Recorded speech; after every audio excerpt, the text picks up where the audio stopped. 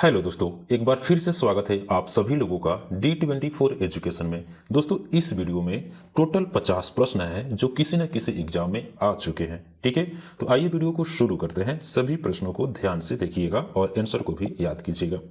दोस्तों, पहला प्रश्न है, पानीपत का तीसरा युद्ध कब हुआ? पानीपत का तीसरा युद्ध हुआ था 1761 में। ऑप्शन नंबर ए हमारा राइट आंसर होगा। दूसरा प्रश्न पढ़ते हैं, किसके जन्म दिवस को क्रिसमस के रूप में मनाया जाता है? किसके जन्म दिवस को? तो ईसा मसीह के जन्म दिवस को क्रिसमस के रूप में मनाया जाता है। ऑप्शन नंबर सी यहां पे राइट आंसर होगा। दोस्तों, 3 नंबर प्रश्न है, सिख धर्म में कुल कितने गुरु हुए? सिख धर्म में कुल 10 गुरु हुए थे। ऑप्शन नंबर बी यहां पे राइट आंसर होगा। 4 नंबर प्रश्न है, लाख बख्श की उपाधि किसे दी गई थी? लाख बख्श की उपाधि दी गई थी आपको कुतुबुद्दीन ऐबक को। Option number A right answer होगा। दोस्तों, 5 नंबर प्रश्न है, शिवाजी का राज्य अभिषेक कहाँ हुआ? तो शिवाजी का राज्य अभिषेक कहाँ हुआ था? तो रायगढ़ में। ऑप्शन नंबर बी यहाँ पे राइट आंसर होगा। दोस्तों, यहाँ 6 नंबर प्रश्न है कि नील दर्पण के लेखक थे। नील दर्पण के लेखक थे आपके दीनबंधु मित्र। ऑप्शन नंबर डी सही जवाब है। दोस्तों, 7 नंबर प्रश्न है, दादा भाई नौरोजी द्वारा संपादित समाचार पत्र था। दादा भाई नौरोजी द्वारा संपादित समाचार पत्र था राफ्त गुफ्तार। राफ्त गुफ्तार। ठीक है, option number B right answer होगा। 8 नंबर प्रश्न है, मुगल साम्राज्य का संस्थापक कौन था? मुगल साम्राज्य का संस्थापक था Babur. Option number B right answer होगा। 9 नंबर प्रश्न है, किस मुगल शासक ने आगरा में चित्रशाला की स्थापना की? मुगल शासक आगरा में चित्रशाला की स्थापना की तो जहांगीर ने। Option number A right answer होगा। दोस्तों, आपको कमेंट बॉक्स में कमेंट करके बताना है कि जहांगीर के पिताजी का नाम क्या था। ठीक है। 10 नंबर प्रश्न पढ़ते हैं, मोती मस्जिद निर्माण किस शासक ने कराया था? मोती मस्जिद का निर्माण कराया था शाहजहां ने। ऑप्शन नंबर बी सही जवाब होगा। दोस्तों, यहाँ पे 11 नंबर प्रश्न है कि किसे प्रकाश के त्योहार के नाम से जाना जाता है? प्रकाश के त्योहार से जाना जाता है आपको दीपावली को। Option number A right answer होगा। ऐसा माना जाता है कि श्री राम जी लंका से अयोध्या में वापस आए थे, तो उसके उपलक्ष्य में दीपावली मनाया जाता है, दीप जलाया जाता है। ठीक है, तो त्योहार, प्रकाश का त्योहार दीपावली। 12 नंबर प्रश्न है, कुंभ का आयोजन निम्न में से कहाँ किया जाता है? कुंभ का आयोजन किया जाता है आपको 4 स्थान पर। पहला तो प्रयागराज में, आपको हरिद्वार में भी किया जाता है, उज्जैन में भी किया जाता है, नासिक में भी किया जाता है। ठीक है, और इसका जो सही जवाब है ऑप्शन नंबर डी, ये सभी। ठीक है। दोस्तों, यहाँ पे अगला प्रश्न पढ़ते हैं, सौर मंडल के किस ग्रह को लाल ग्रह कहा जाता है? तो सौर मंडल के किस ग्रह को लाल ग्रह कहते हैं? तो मंगल को। ऑप्शन नंबर डी यहाँ पे राइट आंसर होगा। दोस्तों, 14 नंबर प्रश्न है कि कौन से खगोलीय पिंड सौरमंडल में शामिल होते हैं? तो खगोलीय पिंड सौरमंडल में शामिल होते हैं कौन से? तो ये सूर्य भी शामिल है। ठीक है, सौरमंडल में उल्का पिंड भी है, क्षुद्र ग्रह भी है। ठीक है, ये सभी के सभी सौरमंडल में तो उपस्थित है। ठीक है, सभी के सभी जितने भी ग्रह हैं, जैसे बुध, शुक्र, पृथ्वी, मंगल, बृहस्पति, शनि, अरुण, वरुण। ठीक है, जितने भी ग्रह हैं सभी के सभी खगोलीय पिंड है। ओके, और ये सौरमंडल में शामिल है। तो ऑप्शन नंबर डी यहाँ पे सही जवाब होगा। दोस्तों, यहाँ पे 15 नंबर प्रश्न है कि पृथ्वी के सबसे निकट तारा कौन सा है? तो पृथ्वी के सबसे निकट जो तारा है वो है आपका सूर्य। कौन? सूर्य। यानी कि सूर्य भी एक तारा है और सूर्य सबसे पृथ्वी के नजदीक है। और जितने भी तारे आपको दिखाई देते हैं रात्रि के समय में, ठीक है, वो तो दिन में भी विद्यमान होते हैं, लेकिन उसमें से जितने भी तारे हैं पृथ्वी से ज्यादा दूर है सूर्य के मुकाबले। ठीक है, तो सूर्य सबसे नजदीक है। ऑप्शन नंबर बी यहाँ पे राइट आंसर होगा। दोस्तों, आपको पता होना चाहिए कि हमारे सौरमंडल में जो तारे हैं सूर्य से भी बड़े बड़े हैं। ठीक है, लेकिन अत्यधिक दूर होने के कारण वो हमसे छोटा छोटा दिखाई देता है पृथ्वी से। ठीक है।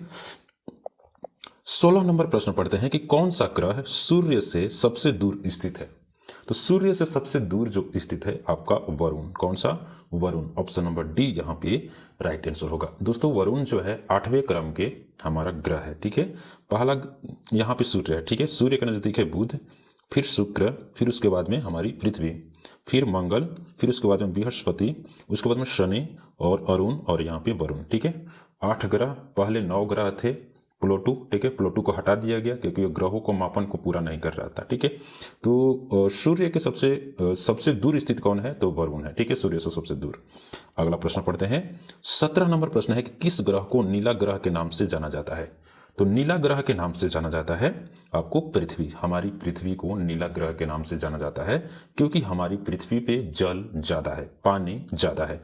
क्योंकि हमारी जो पृथ्वी है, मान लीजिए कि इस प्रकार से गोलाकार, इसमें से आपको ये जो 71% चीजें नजर आ रही है, इतना, ठीक है, इतना ये पानी से ढका हुआ है। बाकी का जो 29% है, यही हमारा स्थल है और यहीं पे सारी दुनिया है। ओके, अगला प्रश्न पढ़ते हैं। 18 नंबर प्रश्न है कि सौरमंडल का सबसे बड़ा उपग्रह कौन सा है? तो सौरमंडल का सबसे बड़ा उपग्रह की बात करें तो यह है आपका गैनीमेड। किसका है? गैनीमेड। ठीक है, गैनीमेड जो है बृहस्पति का, जो बृहस्पति है जुपिटर, उसका उपग्रह है। ठीक है, तो सबसे जो बड़ा है उपग्रह गैनीमेड है, जो बृहस्पति का है। टाइटन यहाँ पे शनि ग्रह का है। शनि का सबसे बड़ा ग्रह है टाइटन। चंद्रमा तो एक उपग्रह है। ठीक है, चलिए अगला प्रश्न पढ़ते हैं। दोस्तों यहाँ पे 19 नंबर प्रश्न है कि किस ग्रह के पास एक भी उपग्रह नहीं है? तो किस ग्रह के पास एक भी उपग्रह नहीं है? तो यहाँ पे दोस्तों बुध के पास कोई भी नहीं है और शुक्र के पास भी नहीं है। ठीक है, मंगल के पास ग्रह है, उपग्रह है, बुध के पास नहीं है, शुक्र के पास नहीं है। तो ऑप्शन नंबर डी यहाँ पे सही जवाब होगा। दोस्तों यहाँ पे 20 नंबर प्रश्न है कि आकार के अनुसार सौरमंडल का सबसे छोटा ग्रह कौन सा है? तो सबसे छोटा ग्रह आपका बुध है। ऑप्शन नंबर ए सही जवाब होगा। दोस्तों यहाँ पे 21 नंबर प्रश्न है कि क्रिप्स मिशन भारत कब आया था? तो क्रिप्स मिशन भारत आया था आपको 1942 में। 1942 में। ऑप्शन नंबर बी सही जवाब होगा। दोस्तों यहाँ पे 22 नंबर प्रश्न है, मुस्लिम लीग द्वारा प्रत्यक्ष कार्रवाई दिवस कब मनाया जाता है? तो मुस्लिम लीग द्वारा कब मनाया जाता है? तो 16 अगस्त 1946 में। ऑप्शन नंबर ए सही जवाब होगा। दोस्तों 23 नंबर प्रश्न है कि खेड़ा सत्याग्रह का नेतृत्व किसने किया था? तो खेड़ा सत्याग्रह का नेतृत्व करने वाले थे Mahatma Gandhi. Option number A हमारा सही विकल्प होगा। दोस्तों यहाँ पे 44 नंबर प्रश्न है, सॉरी यहाँ पे 24 नंबर प्रश्न होगा, टाइप करने में गलती हो गई है। अखिल भारतीय किसान सभा का गठन कब हुआ था? तो अखिल भारतीय किसान सभा का गठन हुआ था आपको 1936 में। ऑप्शन नंबर सी सही जवाब होगा। ठीक है, ओके, चलिए अगला प्रश्न पढ़ते हैं। 25 नंबर प्रश्न है कि निम्न में से कौन अवध किसान सभा से संबंधित थे? ठीक है, अवध किसान सभा से कौन संबंधित थे? तो बाबा रामचंद्र। ऑप्शन नंबर डी सही जवाब होगा। 26 नंबर प्रश्न है कि अपसौर की स्थिति किस दिन होती है? एक होता है उपसौर और एक होता है अपसौर। तो अपसौर की स्थिति आपको 4 जुलाई की होती है, 4 जुलाई। अब विकल्प नंबर बी सही जवाब होगा। दोस्तों यहाँ पे 27 नंबर प्रश्न है कि भारत ने अपना पहला उपग्रह अंतरिक्ष में किस देश की सहायता से भेजा था? तो भारत ने जो अपना पहला उपग्रह अंतरिक्ष में आपको रूस की सहायता से भेजा था। किस देश की सहायता से? तो रूस देश की सहायता से भेजा था। दोस्तों यहाँ पे 28 नंबर प्रश्न है, निम्न में से भारत का पहला मौसम उपग्रह कौन सा है? तो मौसम उपग्रह आपका है मैटसेट। कौन है? मैटसेट। ऑप्शन नंबर डी सही जवाब होगा।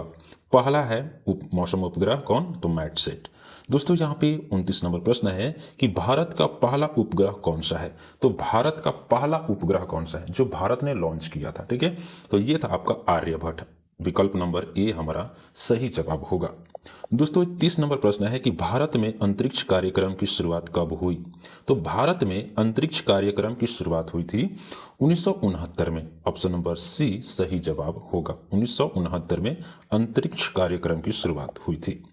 31 नंबर प्रश्न है कि पूना पैक्ट समझौता का संबंध था। तो पूना पैक्ट समझौता का जो संबंध था वो था आपका दलित वर्गों से। किससे थे? तो दलित वर्गों से पूना पैक्ट समझौता ये हमारा शामिल था। विकल्प नंबर ए सही जवाब होगा। दोस्तों यहाँ पे 32 नंबर प्रश्न है कि काकोरी कांड के नायक कौन थे? तो काकोरी कांड के नायक थे राम प्रसाद बिस्मिल। कौन थे? राम प्रसाद बिस्मिल। विकल्प नंबर ए सही जवाब होगा। दोस्तों यहाँ पे 33 नंबर प्रश्न है कि टिहरी बांध परियोजना किस नदी पर अवस्थित है? टिहरी बांध परियोजना, ठीक है, किस बांध पर है ये, किस नदी पर है ये, तो ये भागीरथी पे है। कहाँ है, भागीरथी पे। विकल्प नंबर डी हमारा सही जवाब होगा। दोस्तों यहाँ पे 34 नंबर प्रश्न है कि हीराकुंड बांध परियोजना किस नदी पर अवस्थित है। तो हीराकुंड बांध परियोजना है आपका तो महानदी पे। विकल्प नंबर ए सही जवाब होगा। दोस्तों यहाँ पे 35 नंबर प्रश्न है कि श्वेत क्रांति का संबंध किस क्षेत्र से है। तो श्वेत क्रांति का जो संबंध है वो है आपका दूध उत्पादन से, क्योंकि दूध क्या होता है, उजला होता है, श्वेत होता है, तो श्वेत क्रांति दूध उत्पादन से। अगला प्रश्न पढ़ते हैं दोस्तों। यहाँ पे 36 नंबर प्रश्न है कि भारत का सर्वाधिक तट रेखा वाला राज्य कौन सा है। तो भारत का सर्वाधिक तट रेखा वाला राज्य कौन सा है, तो यहाँ पे विकल्प नंबर बी सही जवाब होगा, गुजरात। तट रेखा कहने का मतलब दोस्तों जो वैसे राज्य, वैसा क्षेत्र जो समुद्र के किनारे हो, और यहाँ पे देखिए गुजरात पड़ता है, ये गुजरात है, और यहाँ पे समुद्र ज्यादा है, ठीक है। तो ये हमारा विकल्प नंबर बी सही जवाब होगा, गुजरात, बी। अगला प्रश्न पढ़ते हैं। 37 नंबर प्रश्न है कि लाल क्रांति का संबंध किस क्षेत्र से है। तो लाल क्रांति का संबंध जो है वो है आपका टमाटर से। किससे, टमाटर से। विकल्प नंबर डी हमारा सही जवाब होगा। चलिए अगला प्रश्न पढ़ते हैं 38 नंबर। रजत क्रांति का संबंध किससे है। तो रजत क्रांति का संबंध है आपका अंडा उत्पादन से। विकल्प नंबर बी हमारा सही जवाब होगा, रजत क्रांति अंडा उत्पादन। दोस्तों यहाँ पे 39 नंबर प्रश्न है कि नेपाल की सीमा से भारत का कौन सा राज्य संलग्न है, मतलब शामिल है, ठीक है, मतलब कौन साझा करता है, मतलब शामिल कौन है उसमें, ठीक है ना, कौन मतलब सटा हुआ है। तो नेपाल की सीमा से भारत का आपका शामिल है बिहार भी, उत्तराखंड भी, उत्तर प्रदेश भी, ठीक है। तो यहाँ पे विकल्प नंबर डी सही जवाब होगा, ठीक है। नेपाल से कौन कौन है, तो बिहार भी शामिल है, उत्तराखंड भी सटा हुआ है, ठीक है ना, और उत्तर प्रदेश भी है। तो विकल्प नंबर डी हमारा सही जवाब होगा। यहाँ पे 40 नंबर प्रश्न है कि निम्न में से कौन सा असम की राजधानी है।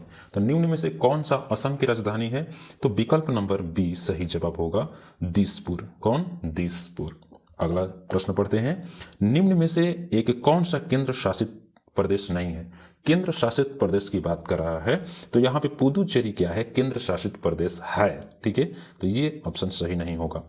गोवा, गोवा एक राज्य है, केंद्र शासित प्रदेश नहीं है। तो विकल्प नंबर बी हमारा सही जवाब होगा, गोवा, ठीक है, जो केंद्र शासित प्रदेश नहीं है। लक्षद्वीप भी है, दमन और दीव भी है, ठीक है। अगला प्रश्न पढ़ते हैं। 42 नंबर प्रश्न है दोस्तों कि भारतीय संविधान में कितनी अनुसूचियां हैं। तो भारतीय संविधान में टोटल अनुसूची है 12। विकल्प नंबर डी हमारा यहाँ पे सही जवाब होगा। दोस्तों यहाँ पे 43 नंबर प्रश्न है कि भारतीय संविधान सभा का गठन कब हुआ था। तो भारतीय संविधान सभा का गठन हुआ था आपको 1946 में। विकल्प नंबर बी सही जवाब होगा। 44 नंबर प्रश्न है कि संविधान सभा की प्रथम बैठक कब हुई। तो संविधान सभा की प्रथम बैठक हुई थी 9 दिसंबर 1946 को। 9 दिसंबर 1946 को, ये आपको दिन याद करके रखना है, 9 दिसंबर, ठीक है, क्योंकि यही कंफ्यूजन कर देगा एग्जाम में। सभी के सभी तो 1946 है ही, लेकिन यहाँ पे दिन मैंडेटरी है। विकल्प नंबर ए हमारा सही जवाब होगा। दोस्तों यहाँ पे 45 नंबर प्रश्न है कि निम्नलिखित में से कौन संविधान सभा के अस्थायी अध्यक्ष थे। तो अस्थायी अध्यक्ष किसे बनाया गया था, तो बनाया गया था सच्चिदानंद सिन्हा जी को। अस्थायी, ठीक है, वो बदल भी सकते हैं, हट भी सकते हैं, कुछ समय के लिए बना दिया गया था। किसको, सच्चिदानंद सिन्हा जी को अस्थायी अध्यक्ष बना दिया गया था। फिर कोई बढ़िया अध्यक्ष मिले तो हम उनको बना देंगे, इस तौर पे सच्चिदानंद जी को बनाया गया था। विकल्प नंबर सी सही जवाब होगा। दोस्तों यहाँ पे 46 नंबर प्रश्न है कि निम्न में से किन्हें संविधान सभा का अस्थायी अध्यक्ष चुना गया। तो संविधान सभा का अस्थायी अध्यक्ष चुना गया था डॉक्टर राजेंद्र प्रसाद को। विकल्प नंबर डी हमारा यहाँ पे राइट आंसर होगा। दोस्तों डॉक्टर राजेंद्र प्रसाद भारत के अर्थात स्वतंत्र भारत के पहले राष्ट्रपति थे, ठीक है। चलिए अगला प्रश्न देखते हैं। दोस्तों यहाँ पे 47 नंबर प्रश्न है कि निम्न में से कौन प्रांतीय संविधान सभा के अध्यक्ष थे। तो प्रांतीय संविधान सभा के अध्यक्ष कौन बने बाद में, तो ये बने थे आपके सरदार वल्लभ भाई पटेल। सरदार वल्लभ भाई पटेल। विकल्प नंबर बी हमारा राइट आंसर होगा। दोस्तों सरदार वल्लभ भाई पटेल का योगदान हमारे देश के लिए बहुत रहा है, क्योंकि हमारा देश कई टुकड़ों में बटा था। यहाँ पर आपको कश्मीर अलग था, हैदराबाद अलग था, ठीक है, सिक्किम अलग था। सिक्किम तो 1975 में भारत का हिस्सा बना ना, सिक्किम वाले एक अलग राज्य था, अलग देश था, ठीक है, फिर उसको शामिल किया गया भारत में। अगला प्रश्न पढ़ते हैं। दोस्तों यहाँ पे 48 नंबर प्रश्न है कि संविधान की किस अनुसूची में 3 सूचियों का वर्णन है, यानी कि किस अनुसूची में 3 सूचियों का वर्णन है, तो ये है आपका 7वीं अनुसूची में। किसमें? 7वीं अनुसूची में 3 सूचियों का वर्णन है। अगला प्रश्न पढ़ते हैं दोस्तों। 49 नंबर प्रश्न है कि संविधान की किस अनुसूची में 22 भाषाओं का उल्लेख किया गया है? तो संविधान की किस अनुसूची में 22 भाषाओं का उल्लेख किया गया है? तो किया गया है आपको 8वीं अनुसूची में। विकल्प नंबर बी हमारा सही जवाब होगा। दोस्तों यहाँ पे 50 नंबर प्रश्न है कि संविधान की 11वीं अनुसूची निम्न में से किससे संबंधित है? तो 11वीं अनुसूची संबंधित है आपका तो पंचायती राज से। विकल्प नंबर सी सही जवाब होगा। दोस्तों यहाँ पे टोटल 50 प्रश्न थे, ठीक है। उम्मीद करता हूं कि ये सभी प्रश्न आपको जरूर याद हो चुके होंगे। एक में से एक भी प्रश्न एग्जाम में आ गया, परीक्षा में आ गया, तो आप गलती नहीं करोगे, ठीक है। और 1 नंबर आपका पक्का, और 1 नंबर की ही लड़ाई होती है एग्जाम में, ठीक है। तो उम्मीद करता हूं कि ये सेशन आपको जरूर पसंद आया होगा। पसंद आया तो वीडियो को लाइक कीजिए। इस तरह के और वीडियो देखने के लिए चैनल को सब्सक्राइब कीजिए। मिलते हैं अगले वीडियो में। बहुत बहुत धन्यवाद।